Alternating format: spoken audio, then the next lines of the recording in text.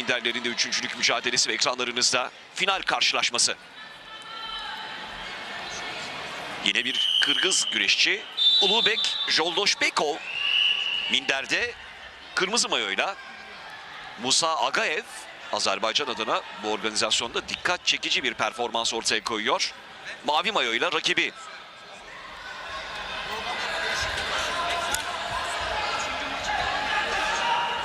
Bugünkü tüm sikletlerin olimpik olduğunu hatırlatalım.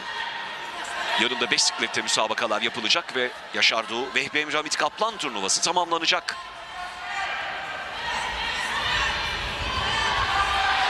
...57 kiloda Sırbistan'dan Sevan Micic, finalde Japonya'dan Higuchi Rei'yi mağlup ederek altın madalyanın sahibi olmuştu. Arsen Harutyunyan 3.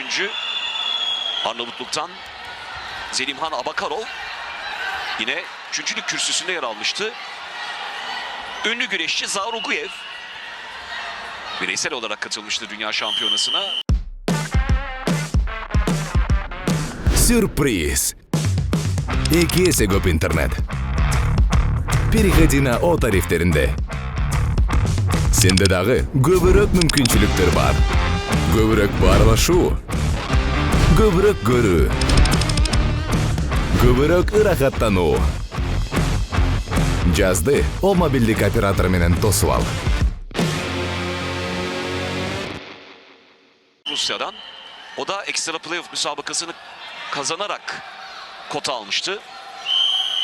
57 kiloda Panamerikan oyunlarından Meksika'dan Roman Bravo Young ve Porto Rico'dan Darian Cruz ülkelerine kota kazandırdılar. 65'te Macaristan, Porto Rico, bireysel güreşçi, Ermenistan, İran, Meksika 3 dünya şampiyonasında. Vazgen Tevanyan Ermenistan'a buradan kota kazandırmıştı. Ayrıca hatırlatalım. 30 saniyelik süre işletilmiş durumda. Musa Agaev aleyhine Joldoshbekov. İlk puana yakın olan taraf son 10 saniye 30 saniyelik sürenin dolması için.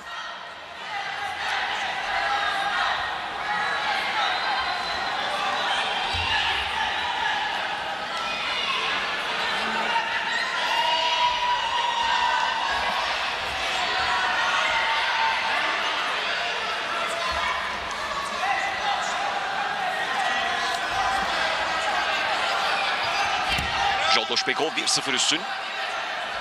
Joldoshbekov'a yine de bir 30 saniyelik süre işletilmesi muhtemel. 1-0'lık üstünlüğü var Kırgızistanlı güreşçinin. Mücadeleyi doçent doktor Mehmet İlkim yönetiyor. İnönü Üniversitesi Spor Bilimleri Fakültesi öğretim üyesi. Joldoshbekov aleyhine de bir pasif kararı ifade etti. 30 saniye var ilk yarının tamamlanmasına.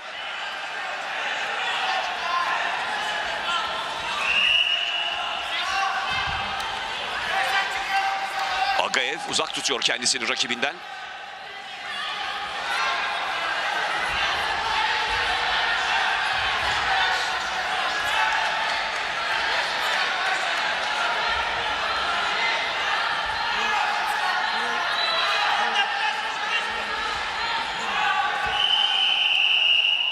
Ve ilk yarı tamamlanıyor.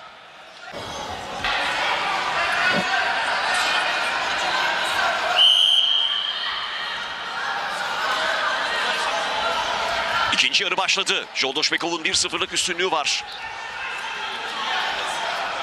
İkinci yarının daha hareketli olması muhtemel. Joldoshbekov pasif düşerse, Agaev 30 saniyelik süre işletirse rakibi aleyhine birbirlik eşitlik ve eşitlik halinde avantaj eline geçirebilir. Joldoshbekov'un bunun için de dikkatli olması gerekiyor şimdi. Tabii Agaev'in de bu planı uygulayabilmesi için aktif olması, ama başını rakibinin göğsüne adeta dayadı. Boyundurukta tutuyor Joldoshbekov. Biraz daha yukarıda tutması için Mehmet İlkim uyarılarda bulunuyor. Uyarılar Agaev aleyhine sıklaştı. Joldoshbekov yüklendi. Şimdi Agaev karşılık verme çabasında Joldoshbekov uyarmaya başladı. Her an Agaev rakibini pasif duruma düşürebilir. Öyle de oluyor. Planı uygulamaya devam ediyor Musa Agaev.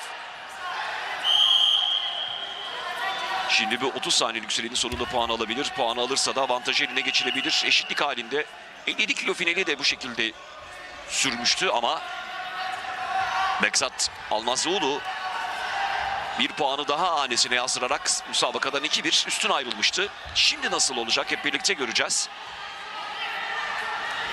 Koldan çekti, dizleri üzerinde bir an.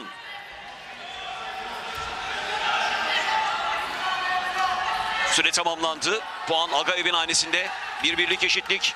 Eşitlik halinde avantaj son puanı almanın avantajıyla Musa Agayev'de. Azerbaycan'dan güreşçide.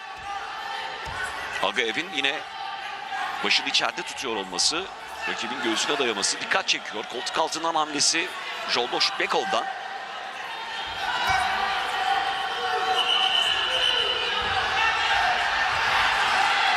Uyarıda bulundu. İhtar puan bekliyor. Jolboş Bekov'un köşesi. Bir kez daha koltuk altından yakalama çabasında. Şimdi o dizleri üzerine indirme çabasında Jolboş Bekov. Son dakika içindeyiz. Çok da hareketli olabilir müsabakada bu bölümler. Şimdi Jolboş Bekov avantajlı duruma geçebilir. Agayev pasif kalıyor. Bir kez daha 30 saniyelik süre işletiliyor. Müsabakanın tamamlanmasına 50 saniye kala bu karar çıktı. Kritik karar Jolboş Bekov aleyhine. Lehine düzeltiyorum. Musa Agayev'in şimdi ekstra çaba harcaması gerekiyor. Jolboş Bekov karşısında daldı. Bacaktan kafa içte indiriyor. Bastırdı. Aldı puanları. 2-1 Jolboş Bekov önde. 15 saniye sonra bir puan hanesine yazdırma fırsatına sahip. Kilide yöneldi son 30 saniye içinde. 2 puan hanesinde. 5-1. Bir kilit daha. 7-1 minder dışı. Henüz 4 saniye var 30 saniyelik sürenin dolması için. 8. puana da yakın olan taraf Jolboş Bekov. Musa Agayev'in planı tutmadı. Jolboş Bekov fırsatı bulduğu anda neler yapabileceğini net bir şekilde gösterdi. Bir puan daha işte 30 saniyelik süre dolduktan sonra 8-1 Jolboş Bekov'un üstünlüğü var. Son 10 saniye büyük bir üstünlükle giriyor.